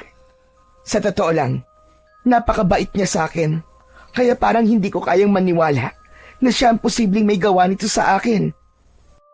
Iyang suot niyo po ngayon, hindi po ba galing po sa kanya yan, Nay? Sunod-sunod na tumango si Lilith. Maaari ko bang hawakan, kamahalan? Sige po, Mang Crispin. Bahagyang lumapit ang matanda at hinawakan ang laylayan ng damit ng kanyang nanay. Ano po nakita niyo, Lolo? Tanong niya matapos bitiwan ni Mang Crispin ang damit ng kanyang nanay. Tama ka sa hinala mo. Ang may-ari ng damit na ito ay isang matandang mangkukulam na nagtatago sa isang magandang muka. Pagkasabi nun ay tumingin ang matanda sa nanay niya. Natatandaan mo pa yung sinabi ko sa'yo nung araw bago kayo umalis, mahal na reyna? Yung tungkol sa aswang na mangkukulam na tumakas nun. Siya at itong si Gloria na tinutukoy nyo ay iisa. Inggit ang nakikita kong dahilan kung bakit niya ito ginawa sa'yo. Nagagalit ang mga mangkukulam kapag may nakikita silang mas maganda sa kanila. Yung sinasabi niyong may-ari ng mahiwagan salamin? Tama ka. At hindi ko inaasahan na buhay pa rin pala siya hanggang ngayon at nagtatago na sa ibang katawan. Dahil nagugulumihanan, hindi napigilang sumingit ni Marcelo sa usapan ng dalawa. Tama po bang narinig ko? Aswang namang kukulam si Mang Gloria? Oo, mahal na prinsipe. Pero wala kang dapat na ipag-alala. Nagawa na siyang talunin noon ng Lolo Marcelino mo gamit ang kapangyarihang yan. Kaya malaki ang tiwala ko na makakaya mo ring gawin ang ginawa niya. Siya po ba matinding nakalaban ni Lolo Marcelino? Oo, mahal na prinsipe. Siya rin ang tinitingala at itinuturing na pinuno ng mga aswang noon. Nang maglaban sila ni Marcelino, nagawa niyang makatakas matapos siyang masaksak ng lolo mo. Maaari ko po bang malaman kung paano po nagkaroon ng ganitong kapangyarihan si Lolo Marcelino? Masalimuot ang nakaraan ng lolo mo. Biktima siya ng eksperimento ng mga gustong mag-angkin sa banwa. Binatilyo pa lang daw siya noon nang dukutin siya at dinala sa isang lugar. At doon, sa pilitan na hinaluan ng dugo ng oso ang kanyang dugo. Sobrang natakot siya nung una sa mga pagbabago sa katawan niya. Pero sa huli, nagawa niyang kontrolin ang kanyang pagiging halimaw at ginamit niya yon para tumulong na magkaroon ng kapayapaan ng banwa. Siya rin mismo ang pumatay sa mga taong gumawa nun sa kanya. Natulala si Marcelo sa kwentong kanyang narinig. Parang nakikita niya sa kanyang isipan ang hirap na pinagdaanan ng kanyang lolo Marcelino. Magsasalita pa sana siya, pero naunahan siya ng kanyang nanay. Hindi mo kailangan maging bayani katulad ng lolo mo, anak. Ilalagay mo lamang ang sarili mo sa panganib. Walang imik na nagkatinginan na lang sila ni Mang Crispin dahil sa sinabing yon ng kanyang nanay. Matapos mamayani ang katahimikan sa pagitan nilang tatlo, ay isang itim na ibon na galing sa bubungan nila ang nakita niyang lumipad palayo. Kinagabihan, saktong 12:00 ng hating gabi, ay muli na namang umalulong ang mga aso. Kasunod nun, biglang bumangon ang kanyang nanay sa higaan at tila wala sa sarili na naglakad palabas ng silid at nagtuloy-tuloy sa pintuan. Wala po ba tayong gagawin? Tanong ni Marcelo kay Mang Crispin nang makita niyang lumabas na ng bahay ang kanyang nanay at tinatahak ang direksyon na papunta sa kakahuyan. Susundan natin siya. Ihanda mo ang sarili mo dahil posibleng makaharap mo na ngayon ang mangkukulam. Tandaan mo, mahal na prinsipe, nasa kanya ang lunas para tuluyang gumaling na ang nanay mo. Dahil sa sinabing yun ni Mang Crispin, ay biglang nag-umapaw ang determinasyon niyang talunin ang mangkukulam. Pagdating nila sa kakahuyan, nagkubli sila sa isang puno. Ilang metro ang layo mula sa kinatatayuan ng kanyang nanay. Makalipas ang ilang sandali, isang itim na ibon ang nakita nilang lumapit at biglang naging isang matandang babae na may mahabang buhok na kulay puti. Akala ko po, si Ma'am Gloria ang mangkukulam. Siya nga, ang nakikita mo ngayon ay ang totoo niyang itsura. Ito na ang pagkakataon mo, mahal na prinsipe. Lumabas si Marcelo mula sa pinagtataguan at pinukaw ang atensyon ng matandang mangkukulam. Hoy! Mangkukulam! Layuan mo ang nanay ko! Ako ang harapin mo! Humarap sa kanila ang matanda at sa pagtataka niya, hindi niya man lang kinakitaan ng pagkabigla ang mukha nito. Parang inaasahan na nito ang kanilang presensya. Ang mga sumunod na nangyari ay hindi niya napaghandaan. May binigkas na mahiwagang salita ang matanda at bago pa niya mahulaan kung ano ang balak nitong gawin, ay mabilis na nitong nahawakan sa kamay ang kanyang nanay at sa kahinilan ng may lumitaw na lagusan sa harapan nito. Kasunod nun, sabay na naglaho ang dalawa sa paningin nila. Lolo, saan po sila nagpunta? Sa banwa, nakapagtataka. Hindi siya nagulat nang makita tayo. Parang sinadya niyang sundan natin ang nanay mo para malaman natin kung saan niya dadalhin. Mukhang may alam siya sa totoo niyong pagkatao. Parang alam ko na po kung paano niya nalaman. Kahapon, pagkatapos niyo pong sabihin sa akin ng lahat, may nakita po akong itim na ibon na lumipad palayo. Kung ganon, kaya niya dinala ang nanay mo para sumunod ka. Sa tingin ko, balak niyang makipagtulungan kay Marcos. Ano po ang gagawin natin ngayon, Lolo? Wala na tayong mapagpipilian, mahal na prinsipe. Kailangan natin bumalik sa banwa para iligtas ang mahal na reyna. Hindi lang isang kalaban ang kakaharapin mo pagdating natin doon. Nakahanda ka ba?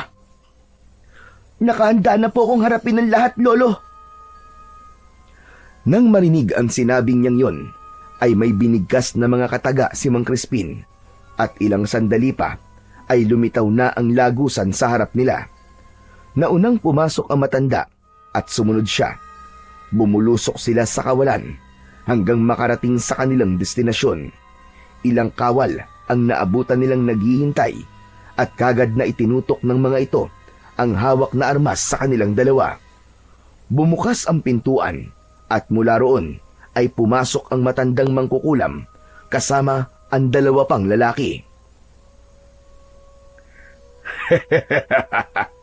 Maligayang pagbabalik, mahal na prinsipe. Hinahanap mo ba ang inang reyna? Tumuon ang atensyon niya sa lalaking nagsalita. Base sa kasuotan nito, masasabi niyang ito ang kasalukuyang hari, ang kanyang tiyo Marcos. Hindi ako nagpunta rito para makipag-agawan sa trono. Gusto ko lang bawiin si nanay at makuha ang lunas mula sa mangkukulam na yan. Pagkasabi nun, ay itinuro niya ang matandang mangkukulam na noon ay nakangisi sa kanya. At sa tingin mo ba, papayag ako sa gusto mo mangyari? Hindi ka na makakalabas ng buhay sa silid na to. Naikuyom ni Marcos ang kanyang mga kamao nang dahil sa labis na galit. Inaasahan niya ng masama ang ugali ng kanyang tiyuhin, pero hindi niya akalain na higit pa pala sa inaasahan niya ang taglay nitong kasamaan. Napakasama mo! Hindi ako papayag na magtagumpay ka sa mga plano mo! Pagkasabi nun, ay inilabas niya ang matutulis niyang mga kuko. Dakma at kalmot ang ginawa niya sa bawat kawal na nagtangkang umatake sa kanya. Naging napakabilis ng kanyang mga pagkilos at nagulat na lamang siya nang nakahandusay na lahat ang mga tauhan ng hari. Ibigay mo sa akin ang kailangan ko at aalis na kagad kami! Sa halip na si Marcos, ay ang lalaking nasa tabi nito ang nagsalita. Kailangan mo muna kaming talunin bago mangyari ang gusto mo. Pagkatapos nitong sabihin ang mga katagang yon, ay bigla itong nagpalit ng anyo at naging isang nakakatakot na nilalang. Dahil hindi nagulat si Marcos sa ginawang yun ng lalaki, duda siyang matagal na nitong alam ang tungkol doon. Magsasalita sana siya, subalit bago pa man niya maibuka ang kanyang bibig, ay naunahan na siya ni Mang Crispin. Napakasama mo, Marcos! Itinuturing mong kalaban ng mga kadugo mo at tinuring mo naman nakakampi ang mga nilalang na sadyang dahilan kung bakit nawala ang mga magulang nyo. Paano mo nagawa ito? Simple lang. Dahil tinulungan nila ako sa mga gusto kong mangyari. Aanin ko ang mga kadugo ko kung sagabal naman sila sa mga plano ko. Napatiim ng bagang si Marcelo sa kanyang narinig. Hindi ka karapat dapat na maging hari. Masyado kang makasarili. Oras na para matapos ang kasamaan mo. Sa halip na masindak, ay humalakhak pa ang lalaki at pagkatapos ay inutusan ng mga aswang at ang matandang babae na atakihin siya. Sinugod siya ng aswang at nagpambuno silang dalawa, kuko sa kuko, lakas sa lakas. Bagamat di hamak na mas malaki ito sa kanya, hindi pa rin siya nagpatinag. Sa kalagitnaan ng paglalaban nilang dalawa, bigla na lang niyang naramdaman na parang may kung anong hindi nakikitang bagay ang pumulupot sa kanyang katawan hanggang sa hindi niya na magawang makagalaw. Sa dulo ng kanyang mga mata, naispatan niya na ang babaeng matanda ang may kagagawan nun sa kanya dahil patuloy sa pagbuka ang bibig nito na may sinasambit na mga salita. Dahil hindi makagalaw, hindi niya nagawang makailag nang atakihin siyang muli ng aswang. Sa balikat siya nito sinunggaban na kanyang ikinasigaw. Nakita niyang sinubukang pigilan ni Mang Crispin ang mangkukulam, subalit hindi ito nagtagumpay. Sinakal ng matandang babae ang albularyo at inihagis sa kung saan. Dahil sa nasaksihan, parang may biglang nabuhay na kung ano sa kanyang katawan. Kusa siyang nakawala mula sa orasyon ng mangkukulam matapos niyang maramdaman na unti-unting nagbabago ang kanyang katawan hanggang sa maging isa siyang malaking oso. Dinakma niya ang mangkukulam gamit ang isa niyang kamay at pinisilyon ng sobrang higpit. Pagkatapos ay ibinalibag. Nang ang aswang naman ang aatake sa kanya, ay humarap siya rito at umatungal ng malakas. Sa sobrang lakas ng ginawa niyang pag-atungal, inilipad ang aswang at humampas sa dingding. Nilapitan niya ito at sinunggaban sa leeg. At pagkatapos, iwinasiwas niya sa ere habang nakabaon ang matutulis niyang mga pangil sa balat nito. Binitiwan niya lamang ang aswang nang makita niyang tumakbo si Marcus. Nang habulin niya ang lalaki, ay ilang kawal ang humarang sa kanya. Bagamat nakaumang ang armas ng mga ito sa kanya, ay wala ni isa sa mga ito ang nagtangkang sumugod sa kanya. Kaya hindi rin siya gumawa ng hakbang para atakihin ng mga ito. Nagpatuloy siya sa pagsunod kay Marcus hanggang sa makarating sila sa kulungan kung saan naroon ang kanyang nanay. Kagad nitong itinutok ang hawak nitong espada sa leeg ng reyna. Huwag kang nalapit! Kung ayaw mong... Hindi na natapos pa ni Marcus ang iba pa nitong sasabihin dahil bigla na lang may espadang tumagos mula sa likuran nito. Nang bumagsak ang lalaki, ay doon lang nakita ni Marcelo kung sino ang sumaksak dito. Yun ay walang iba kundi si Damian. Hindi siya makapaniwala na buhay pala ang lalaki, pero bakas sa itsura nito na dumaan ito sa labis na pagpapahirap dahil duguan ang mukha nito at puro sugat sa katawan. Bumalik si Marcelo sa pagiging tao at kagad na nilapitan ang kanyang nanay matapos niyang makita na pati ang mukha nito ay tinubuan na rin ng sugat. Kailangan niya na magamot bago pa lumala ng tuluyan ang kalagayan niya. Nang marinig ang sinabi niyang yon, ay kagad na kumilos si Damian at binuhat ang reyna palabas ng kulungan na yon. Kagad silang hinarang ng mga kawal. Bilang mga kawal ng palasyo, obligasyon niyong protektahan ang mahal na reyna at ang mahal na prinsipe. Ibaba niyo ang mga sandata niyo. Napansin ni Marcelo na natigilan ang mga kawal at ilang sandali pa ay isa-isang nagbaba ng sandata sabay-sabay na humingi ng kapatawaran sa kanila habang nakayuko ang mga ulo. Nagpatuloy sila sa paglalakad hanggang makabalik sa silid ng kanyang pinanggalingan. Pagdating nila ron ay naabutan nilang sinasakal ng mangkukulam si Mang Crispin at paulit-ulit na tinatanong kung nasaan ang lagusang salamin. Mukhang balak na naman itong tumakas. Nang makita siya nito, ay kagad na rumihistro ang takot sa mukha nito. Hinugot niya ang espada ni Damian at naglakad palapit sa mangkukulam. Kung gusto mong makaalis dito, sabihin mo sa amin kung paano gagaling si nanay. Lumapit ang matandang mangkukulam sa kanyang nanay at pinahiran ng laway ang tiyan nito. Makalipas ang ilang saglit, isang bangaw ang lumabas mula sa bibig ng reyna at pagkatapos nun ay biglang naglaho ang mga sugat nito sa katawan. Iwinasiwas niya sa ere ang hawak na espada at hinati sa dalawa ang insektong galing sa loob ng katawan ng kanyang nanay. Pagkatapos nun, humarap siya sa mangkukulam at muling itinutok dito ang hawak na armas. Hindi ko pwedeng tuparin ang sinabi ko sa iyo kanina. Masyado ka ng maraming nabiktima. Kailangan mong pagbayaran ng lahat ng ginawa mo.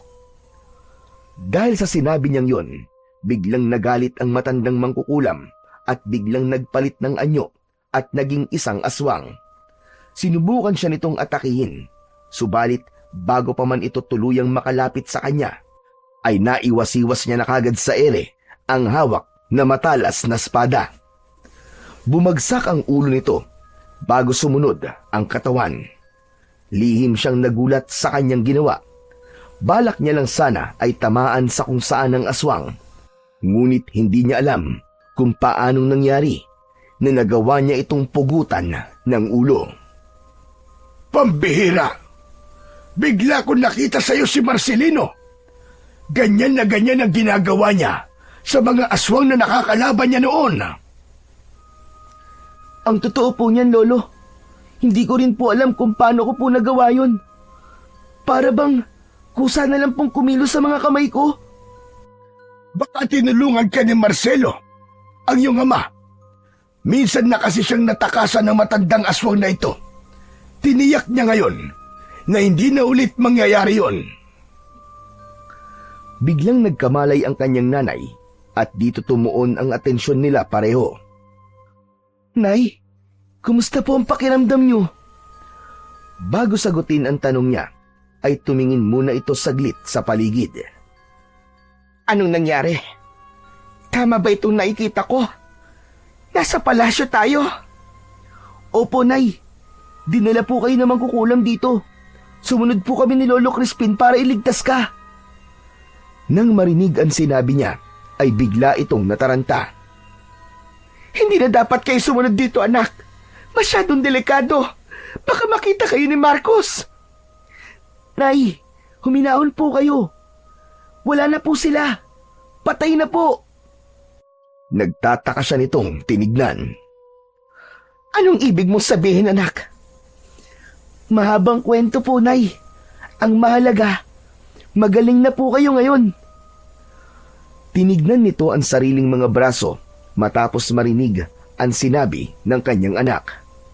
Anak, nagawa mo?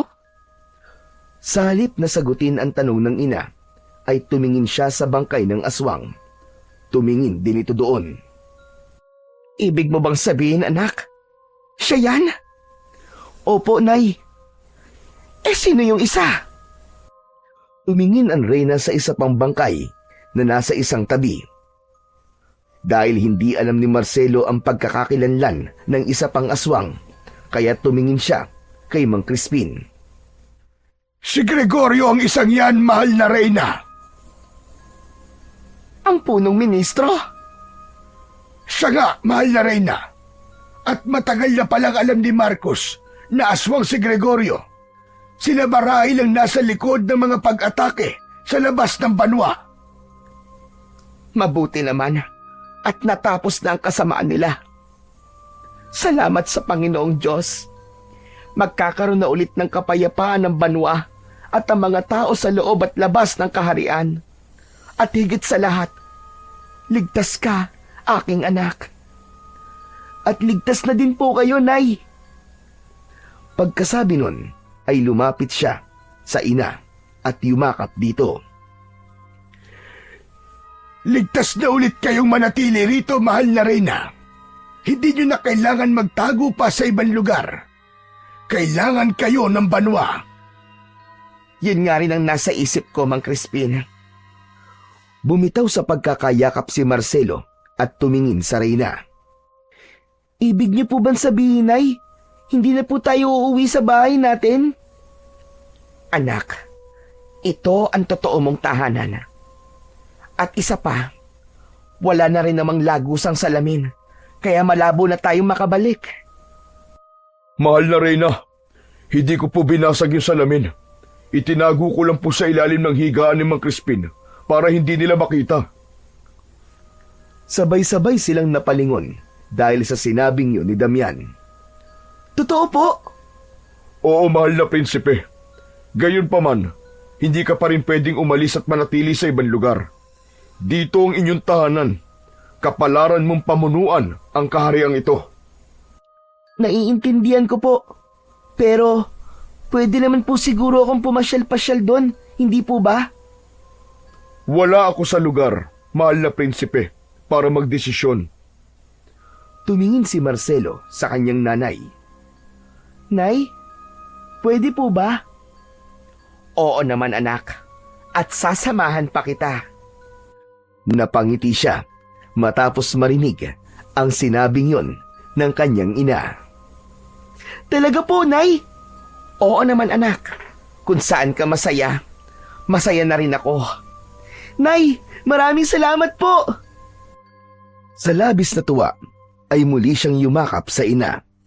Nang mga sandaling yon, batid ni Marcelo na kahit gaano pa kabigat ang responsibilidad na nakaatang sa kanyang mga balikat, kakayanin niya yon dahil palaging nandyan para sa kanya ang kanyang ina. Magmula noon, bumalik na ang kasaganahan at kapayapaan sa loob at labas ng palasyo. Wala nang aswang o mga mangkukulam na magbabalak na pabagsakin ang reyna at ang mahal na prinsipe. Hindi nagtagal, sa tulong ng gabay ni Mang Crispin at Damian at pagpapalaki ng maayos ng inang reyna kay Marcelo, ay kinoronahan ito bilang bagong hari ng banwa at tuluyan na rin niyang nakontrol ang kanyang dugo ng oso sa kanyang katawan.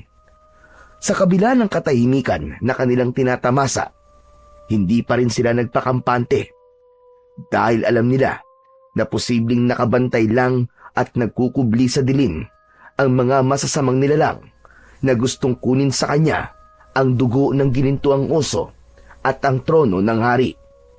Ngunit sa kabila noon, naniniwala siya na hanggang namamayani ang katapatan at pagmamahalan sa palasyo, ay walang kahit na anong puwersa ng kadiliman ang mananalo sa kanila.